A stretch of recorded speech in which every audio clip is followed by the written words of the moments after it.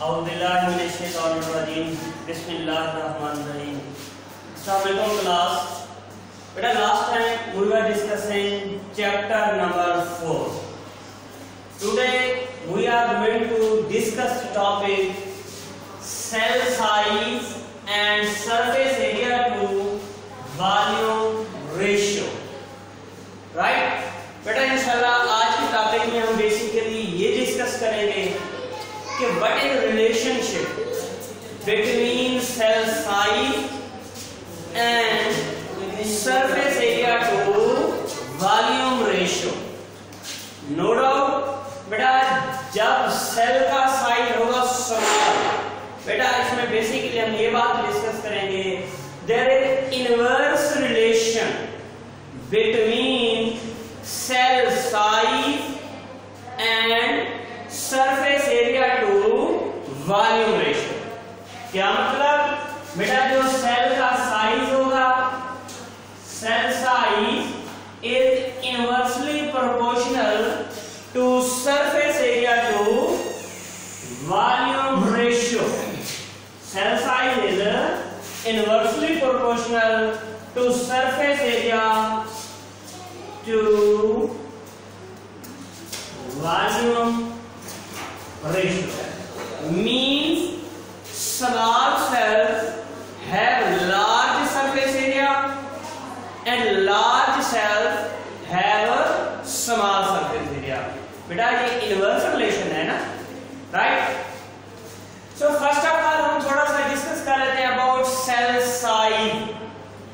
Are the cells of living organism are of not same type. The cells are of different sizes। बेटा तमाम के तमाम sales किसी living organism एक जितने नहीं होते। some cells are large and some cells are small। so cells vary greatly in size। cells vary, बेटा vary मीन चेंज होना, डिफरेंट होना। सेल्स क्या होते हैं बेटा? साइज में डिफरेंट होते हैं। फॉर एग्जांपल बेटा हम कुछ इसके एग्जांपल देख लेते हैं। स्मॉलेस्ट सेल, बेटा जो छोटे से छोटा दुनिया का सेल है, the smallest cells are bacteria. The smallest cells are bacteria. बेटा बैक्टीरिया में से भी उसकी एक टाइप है। The smallest cells are bacteria. These are called mycoplasmas। Very important MCQ। The smallest cells किनका होता है? एक बैक्टीरिया का है।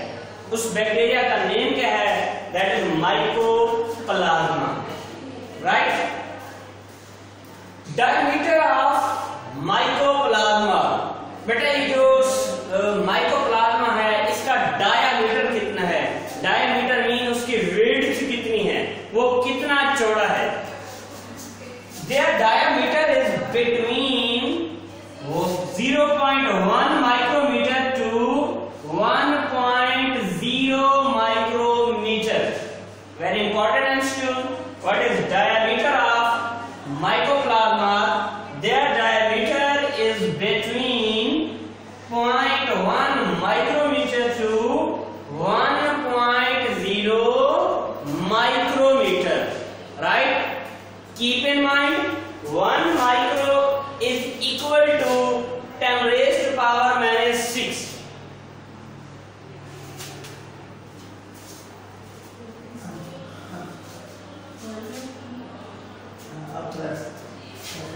Right? Next, bulkiest cell। Bulkiest बेटा, बल्कि कहते हैं भारी को, सबसे भारी जो सेल्स हैं वो किस चीज के होते हैं? The birds eggs are the bulkiest cell. बेटा जो परिंदों के अंडे होते हैं ये भी सेल्स हैं एंड दीज आर बल्की। ये क्या होते हैं? भारी क्यों होते हैं? So what are the bulkiest cell? The bulkiest cells are birds eggs. परिंदों के जो अंडे होते हैं ये क्या होते हैं बेटा? ये भी सेल हैं और ये क्या होते हैं? काफी भारी होते हैं। Right? And if I talk about the longest cell longest, सबसे साइज में ज्यादा लंबे सेल्स कौन से होते हैं? The longest cell are some muscle cells and nerve cell. The longest cells are some muscle cells and nerve cell. बेटा जो हमारे मसल, ये जो मसल होते हैं, मसल्स के सेल और नर्व सेल जो हमारे ब्रेन के या हमारे जो नर्वस सिस्टम के सेल्स होते हैं, दीज आर लॉन्गेस्ट। ये क्या होते हैं? काफी लंबे होते हैं as compare to other cell, right. Next, relationship between cell size and shape. बेटा अब हम रिलेशनशिप देख रहे हैं सेल साइज एंड शेप का किसके साथ? To cell function. बेटा जिस तरह से कोई सेल फंक्शन परफॉर्म करता है उसी तरह से उसकी शेप भी होती है, उसका साइज भी होता है।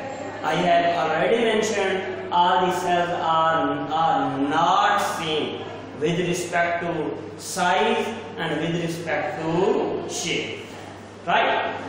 So cell size and shape are related to cell function. Cell के शेप का और साइज का सेल के फंक्शन के साथ रिलेशन होता है। हाउ? इसके बेटा हम एग्जांपल देख लेते हैं। For example, why the birds eggs are bulkiest. बेटा अभी मैंने पीछे एमसीक्यू भी बताया है कि जो बर्ड्स के एग्स होते हैं ये बल्कि होते हैं। क्यों होते हैं sir? Because they contain a large amount of nutrients required for developing embryo. बेटा ये जो बर्ड्स के एग्स होते हैं, बर्ड्स के जो एग्स होते हैं ये बल्कि होते हैं, भारी होते हैं। Sir why birds eggs are bulky? You know इन्हीं एग्स के अंदर ही आप किसी भी बर्ड के एग्स को देख लें, उनसे उनका क्या होता है? बेबी निकलता है। अगर हैन है तो चूजा उसमें से निकलता है, अगर कोई पिजन है तो उसके भी अंडे से ही उसका बच्चा निकलता है।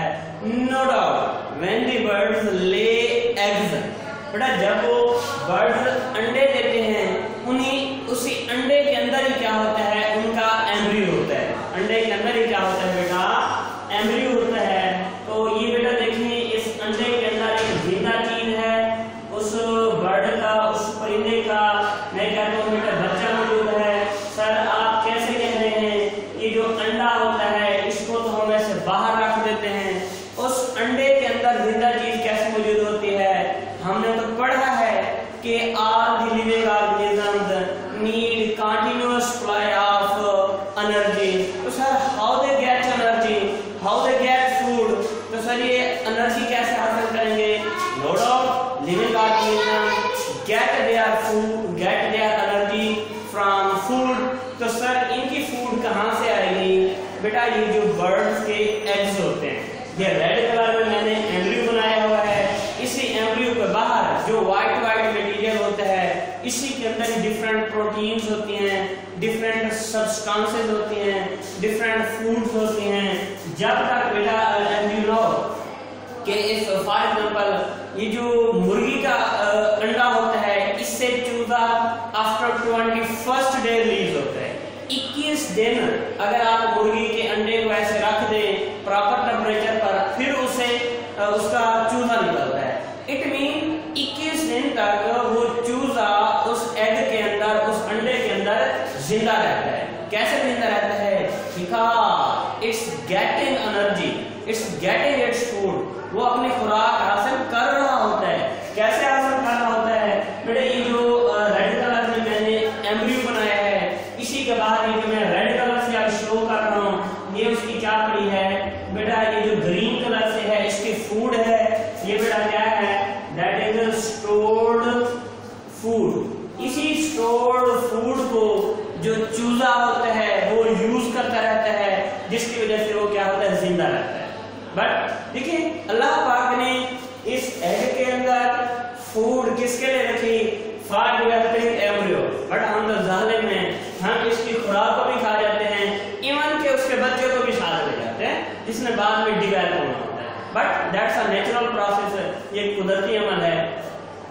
So why birds eggs are bulking, birds eggs are bulking because they contain a large amount of nutrients.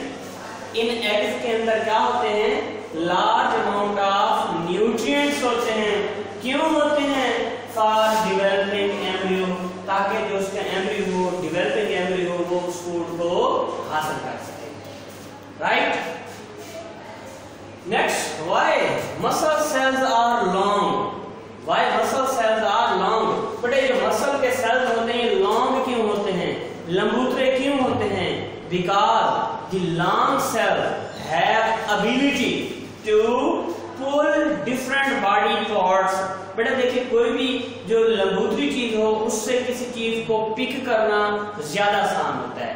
हमारे जो मसल्स हैं these are responsible for movements in our body. जितनी भी बेटा हमारी बॉडी में मूवमेंट्स हैं these are due to muscle, इन्हीं मसल्स की वजह से हैं। हाँ, अगर आप किसी शख्स के ऐसा कर दें, ये जो उसके बाजू हैं, इन आम बाजुओं से आप उसके ये मसल गोश्त उतार दें, फिर बेटा जैसे आप गोश्त उतारेंगे इसी तरह की कोई भी मूवमेंट नहीं हो पाएगी, right? So why muscle cells are long? Long muscle cells are efficient. Efficient होते हैं एक्टिव होना, तेज होना, किसमें? In pulling different body parts together. ये हमारे बॉडी पार्ट्स को जो क्या करते हैं, पुल करते हैं, खींचते हैं। देखे ना बेटा, मैं अपनी बॉडी को बाजू को ऐसे खींच रहा हूँ। If I talk about my legs, बेटा मैं अपनी लेग्स को ऐसे मूव करवा सकता हूँ। क्यों? ये जो मेरा लोअर लिम्ब है इसको मूव कराया जा सकता है। ये जो बेटा हमारे जो थाई के मसल्स हैं, इनके ये बेटा जो रान के मसल्स होते हैं, इनको हम थाई मसल्स करने देते हैं। यही मसल नीचे से जो बोन्स हैं, ये जो मेरे पिंडली का एरिया है, पाँव का एरिया है, उसकी हड्डियों को ऊपर खींचने में इन्हीं मसल्स का वर्क होता है। Therefore, long muscle cells are efficient in pulling different body parts together, right? In the same way, our nerve cells are also long. हमारे जो lengthy nerve cells हैं, you know, nerve cells are responsible for carrying the messages from different body parts. Last time भी बेटा इस हवाले से मैंने बात की थी, ये हमारे बॉडी में मैसेजेस जाते क्यों हैं? To show a response to a specific stimuli.